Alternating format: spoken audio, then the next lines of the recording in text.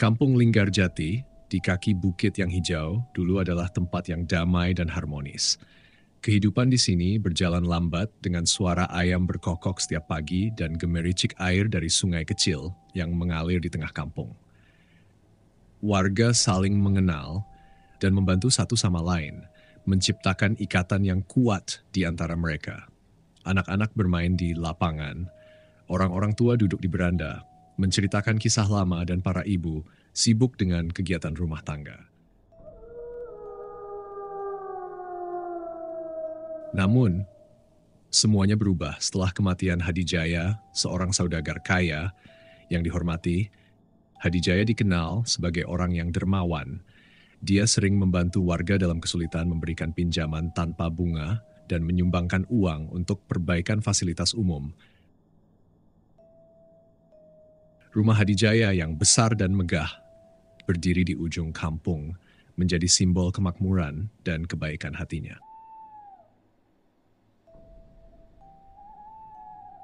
Ketika Hadijaya meninggal mendadak, Kampung Linggarjati kehilangan salah satu pilar utamanya.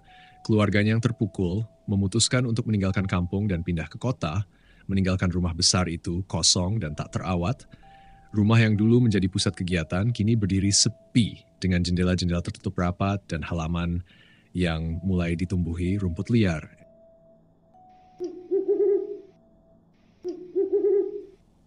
Perubahan ini membawa suasana yang berbeda di kampung. Warga mulai merasakan ada yang terasa ganjil. Energi yang dulu terasa hangat dan bersahabat, kini berubah menjadi suram dan menekan. Desas-desus mulai menyebar tentang penampakan sosok pocong di sekitar rumah Hadijaya. Beberapa warga mengklaim melihat bayangan putih melayang di malam hari mendekati rumah-rumah mereka. Suara benturan logam sering terdengar dari tiang listrik di depan pos ronda, menambah ketakutan yang mulai melanda kampung.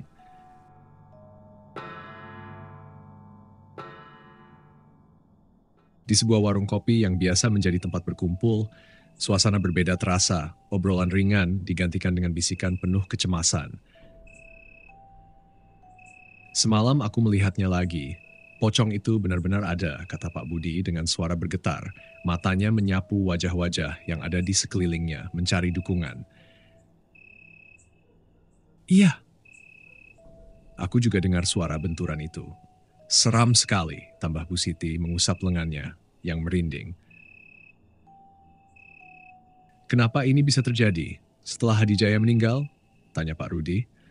Bingung, mencoba mencari jawaban di antara tatapan kosong dan takut teman-temannya. Setiap malam setelah maghrib, Linggarjati berubah menjadi tempat yang menakutkan. Lampu-lampu rumah padam lebih awal dan jalanan sepi tanpa aktivitas.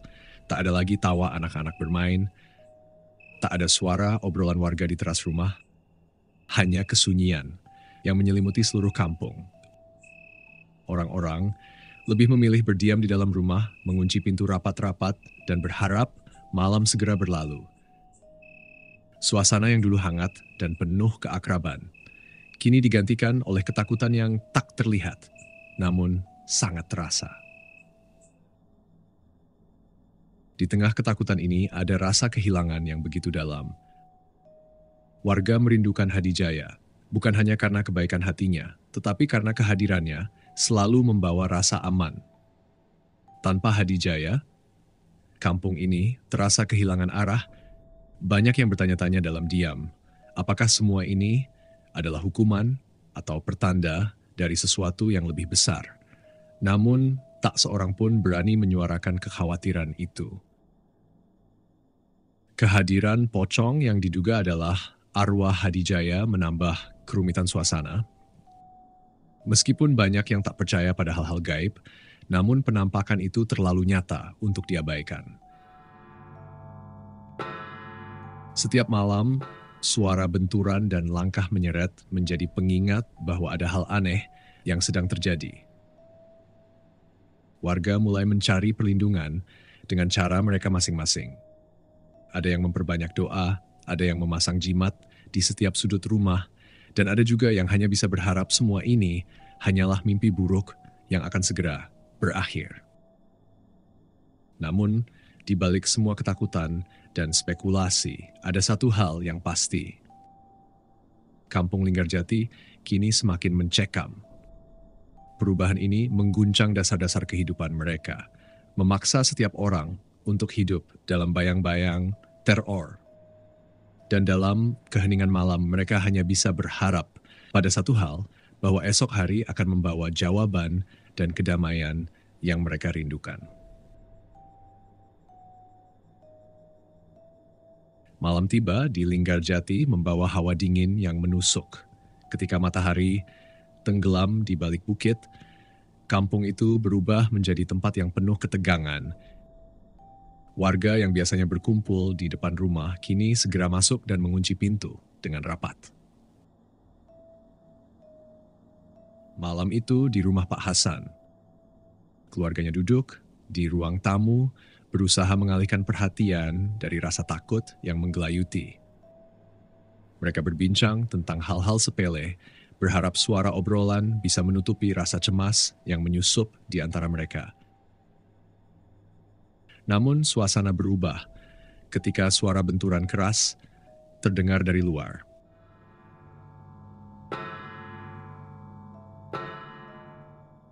"Ibu, suara apa itu?" tanya Lila, anak perempuan Pak Hasan. "Ibu tidak tahu, mungkin angin," jawab Ibu Hasan, meskipun jelas terlihat cemas di wajahnya.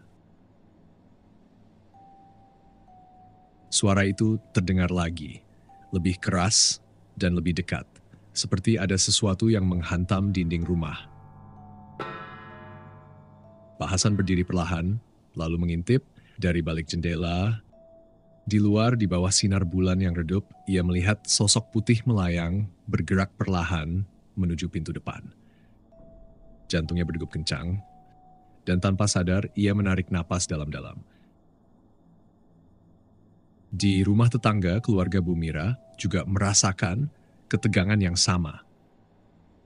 Ketukan tak beraturan terdengar dari jendela dapur mereka diiringi suara gemerisik seolah ada sesuatu yang menyeret di tanah. Dengan tangan gemetar, Bu Mira memberanikan diri mengintip dari celah tirai. Di sana berdiri sosok pocong, diam tak bergerak. Wajahnya tertutup kain kafan yang lusuh. "Astaga, suamiku." Pocong itu di luar. Seru Bu Mira dengan suara tertahan oleh rasa takut sambil menarik suaminya menjauh dari jendela. Malam terus berlanjut dengan ketegangan yang semakin memuncak. Di rumah Pak Rudi, lampu tiba-tiba padam membuat seluruh rumah terbenam dalam kegelapan yang pekat. Dalam keheningan terdengar suara langkah menyeret di teras depan semakin mendekat ke pintu. Pak Rudi menahan napas, mencoba mendengarkan lebih jelas. "Jangan buka pintunya, jangan bergerak," bisik Pak Rudi kepada keluarganya, berusaha menenangkan ketakutan yang melanda.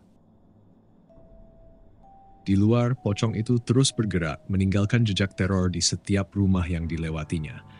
Suara benturan dan ketukan menggema di seluruh kampung, membuat malam terasa begitu panjang dan menegangkan. Tak ada yang berani keluar, dan setiap orang hanya bisa berdoa agar teror ini segera berakhir. Kampung Linggarjati yang biasanya tenang, kini berada di bawah bayang-bayang ketakutan. Warga hanya bisa berharap ini semua akan segera menghilang.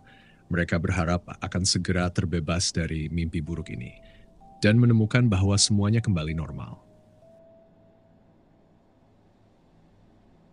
Di suatu masjid kecil di pinggiran kampung, Ustadz Fahri, seorang pemuda yang dikenal bijaksana, mulai merasakan kegelisahan yang menyelimuti kampungnya. Anak-anak yang biasanya memenuhi masjid untuk mengaji kini tak lagi tampak. Suasana masjid yang dulu penuh dengan suara anak-anak mengaji kini kosong dan sunyi. Dengan tekad yang kuat, Fahri memutuskan untuk menyelidiki lebih jauh. Dia mulai dengan berbicara kepada warga satu persatu, mencoba mengumpulkan informasi tentang apa yang sebenarnya terjadi. Setiap cerita yang didengarnya mengisahkan hal yang sama, penampakan pocong di sekitar rumah Hadijaya, dan suara benturan logam yang terus menghantui malam.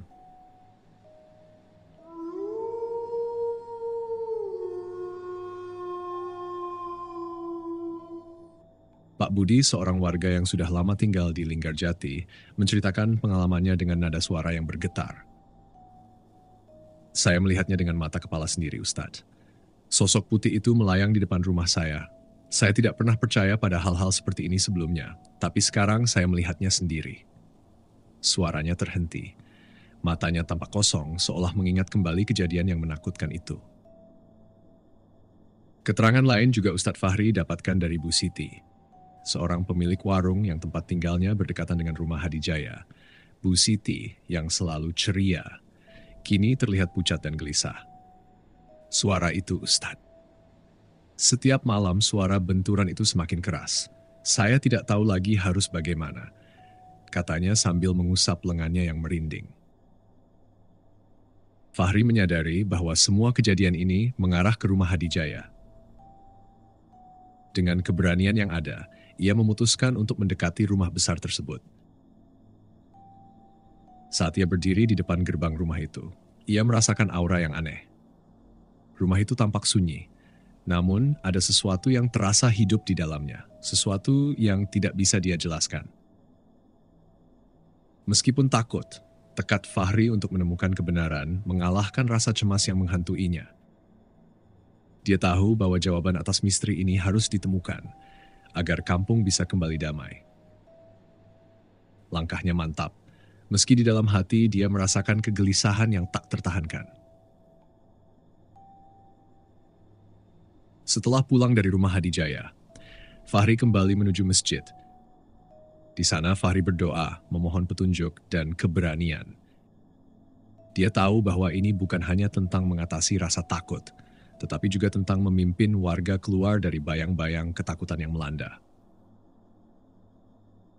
Setelah berdoa, Fahri mendapatkan petunjuk. Ia berencana untuk meminta bantuan gurunya, Ustadz Hamzah, yang terkenal bijak dan berpengalaman dalam menghadapi hal-hal gaib. Singkat cerita, malam pun tiba. Fahri berdiri di depan rumah Hadijaya. Matanya menatap ke arah jendela-jendela yang gelap. Dia merasakan keberadaan sesuatu yang tidak terlihat, sesuatu yang mengintai dari dalam.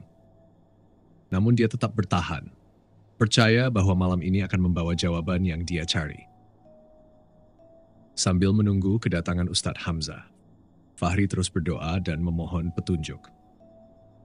Di tengah malam yang sunyi, Fahri merasakan tekadnya semakin kuat. Dan meskipun perjalanan ini penuh dengan ketidakpastian, dia yakin bahwa kebenaran akan terungkap dan kedamaian akan kembali ke Linggarjati. Kedatangan Ustadz Hamzah di kampung Linggarjati membawa harapan baru bagi warga yang diliputi ketakutan. Ustadz Hamzah dengan wajah yang menenangkan dan suara yang lembut segera disambut oleh Ustadz Fahri. Ustadz Fahri mengajak Ustadz Hamzah ke sebuah masjid tempatnya mengajar. Di masjid itu sudah menunggu beberapa tetua desa dan beberapa orang warga. Sesampainya di masjid, dengan tenang Ustadz Hamzah mendengarkan setiap cerita dan kekhawatiran yang disampaikan oleh warga. Dia mencatat detail demi detail kesaksian warga. Ia mencoba memahami akar dari permasalahan yang melanda kampung ini. Ketakutan hanya bisa diatasi dengan kebersamaan dan keberanian. Katanya, pada pertemuan di masjid itu suaranya mantap dan meyakinkan. Setelah berdiskusi dengan Ustadz Fahri dan para tetua desa, Ustadz Hamzah mengusulkan untuk mengadakan doa bersama di masjid. Memohon perlindungan dan petunjuk dari Yang Maha Kuasa. Kita harus bersatu dalam iman dan doa. Ini adalah ujian bagi kita semua, ujarnya sambil menatap mata-mata yang penuh harap di hadapannya. Semua orang mengangguk setuju. Malam itu di masjid kampung, suasana hening hanya diiringi oleh suara desiran angin malam. Ustadz Hamzah akhirnya memimpin doa dengan khusyuk. Kata-katanya mengalir lembut namun penuh makna. Setiap orang menundukkan kepala, memohon perlindungan dan kekuatan untuk menghadapi musibah yang sedang mereka jalani. Setelah doa selesai, suasana masjid terasa lebih ringan. Warga saling bertukar senyum tipis, seolah-olah beban yang menekan mereka mulai terangkat sedikit demi sedikit. Namun Ustadz Hamzah tahu bahwa ini baru permulaan.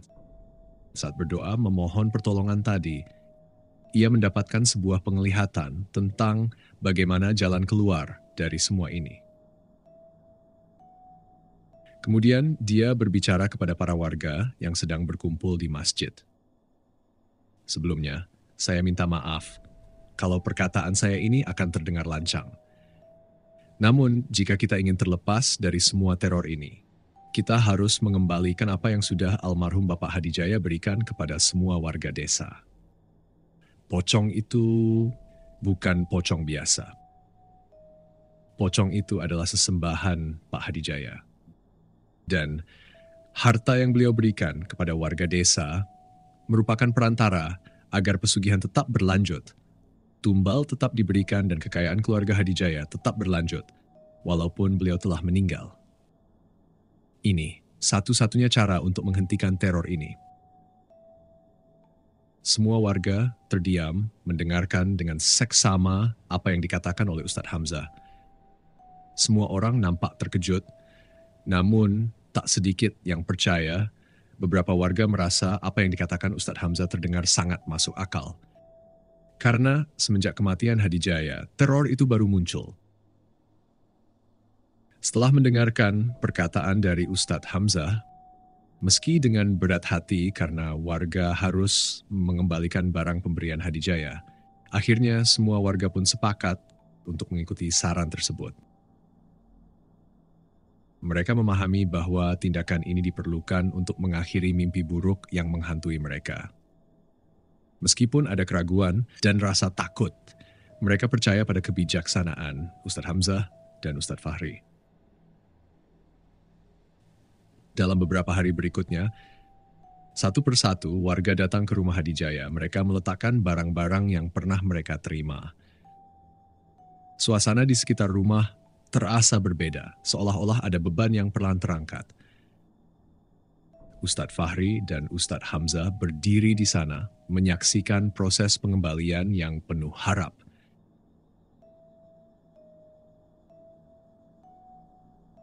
Malam-malam berikutnya berlangsung lebih tenang. Suara benturan yang biasa terdengar kini mulai menghilang dan warga mulai merasakan kedamaian kembali. Namun Ustadz Hamzah dan Fahri tetap waspada. Mereka tidak mau kejadian sama terulang kembali. Mereka terus berdoa dan mengajak warga untuk tetap bersatu. Meskipun ketakutan belum sepenuhnya hilang, ada rasa optimis yang mulai tumbuh di hati setiap orang. Mereka percaya bahwa dengan keberanian dan kebersamaan, mereka bisa mengatasi ketakutan ini dan membawa kembali kedamaian ke kampung Linggarjati.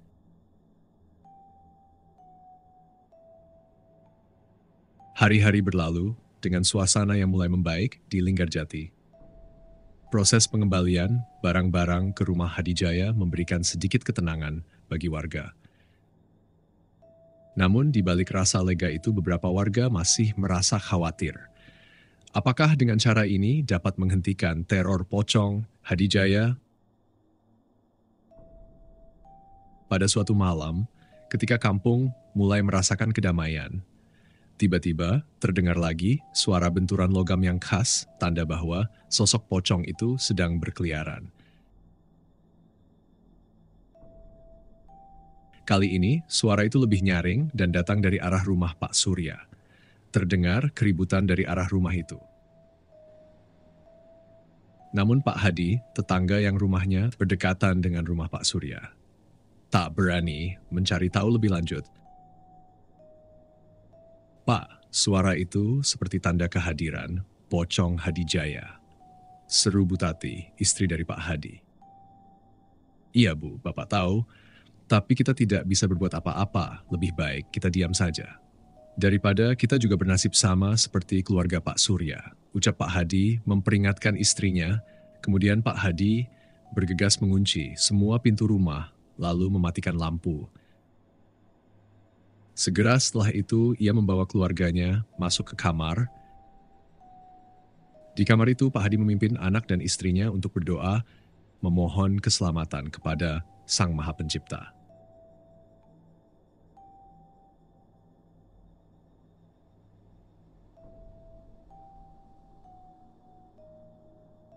Keesokan paginya, warga dikejutkan dengan kabar bahwa keluarga Pak Surya ditemukan tewas di rumah mereka. Kondisi rumah berantakan dengan uang dan perhiasan berserakan di lantai. Ternyata mereka nekat mengambil harta yang ditinggalkan di rumah Hadijaya. Kejadian ini membuat ketakutan kembali menyelimuti kampung. Warga berkumpul di balai desa, wajah-wajah mereka penuh kecemasan dan kebingungan. Apa yang harus kita lakukan sekarang? Tanya Pak Rudi, suaranya dipenuhi rasa putus asa. Ustadz Hamzah dan Fahri berdiri di depan warga, mereka berdua mencoba menenangkan suasana. Kita harus belajar dari kejadian ini, kata Ustadz Hamzah dengan suara tenang. Keserakahan adalah akar dari masalah ini. Kita harus menahan diri dan tidak tergoda oleh harta yang bukan milik kita. Tutup Ustadz Hamzah, suaranya penuh ketegasan. Mendengar itu, warga saling berbisik, kebanyakan dari mereka membenarkan perkataan Ustadz Hamzah. Betul juga, keluarga Pak Surya terkena teror lagi karena ulah mereka sendiri, ucap salah satu warga. Warga lainnya menimpali, iya, setelah kita mengikuti saran dari Ustadz Hamzah, untuk beberapa waktu penampakan itu sempat berhenti. Hanya saja keluarga Pak Surya terlalu serakah, ucap salah satu warga lainnya, pelan namun penuh keyakinan. Mendengar itu, Ustadz Hamzah mencoba menenangkan suasana. Sudah, saudara-saudara, kita tidak perlu saling menyalahkan atau berandai-andai. Yang terpenting saat ini kita harus mengambil pelajaran dari kejadian ini. Semua warga mengangguk pelan tampak memahami apa yang Ustadz Hamzah sampaikan. Akhirnya setelah berdiskusi panjang, warga sepakat untuk mengunci rapat pintu rumah Hadijaya, meninggalkan semua harta di dalamnya. Mereka berharap ini akan menghentikan teror yang telah merenggut banyak nyawa termasuk keluarga Pak Surya. Namun, ini hanya sebuah upaya jikalau ada orang yang berani mengambil harta dari rumah itu. Warga akan dengan tegas menolak untuk membantu.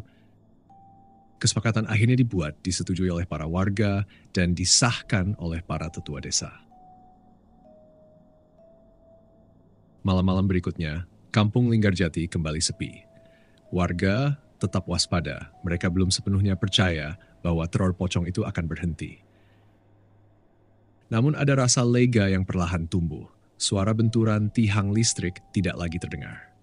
Dan penampakan pocong tidak lagi mengganggu mereka. Meskipun luka yang ditinggalkan oleh kejadian ini masih terasa, mereka mulai membangun kembali kehidupan dengan hati-hati. Karena keadaan sudah semakin membaik, Ustadz Hamzah memutuskan untuk kembali ke kampungnya. Ustadz Hamzah berpesan kepada Ustadz Fahri dan seluruh warga desa agar tidak sungkan jika sewaktu-waktu membutuhkan bantuannya kembali. Warga desa mengucapkan banyak terima kasih kepada Ustadz Hamzah atas pertolongan yang beliau berikan. Singkat cerita, warga kampung Linggarjati bisa kembali beraktivitas seperti biasa pada malam hari. Suara anak-anak mengaji kini kembali terdengar dari masjid. Warung Bu Siti kini kembali didatangi pelanggannya walaupun malam hari. Keadaan sudah membaik dan perlahan kehidupan di desa itu kembali normal. Namun ketenangan itu hanya berlangsung beberapa bulan. Di suatu pagi, seorang warga menemukan pintu rumah Hadijaya telah terbuka. Nampaknya seseorang telah membuka paksa pintu itu. Kepanikan kini kembali menghantui warga. Apakah teror pocong itu akan kembali menghantui warga? Ataukah hanya akan mengganggu orang yang sudah membuka pintu rumah itu? Tak ada yang tahu. Namun atas kejadian itu, kini warga desa harus mulai kembali waspada akan kejadian mengerikan yang pernah mereka alami di masa lalu. Itu dia cerita kita untuk video kali ini. Nantikan cerita-cerita menakutkan lainnya hanya di channel Cerita Horor Misteri. Saya, Rocky, mewakili kru yang bertugas, mengucapkan terima kasih sudah menonton video ini sampai habis. Akhir kata, selamat malam, dan jangan lupa subscribe.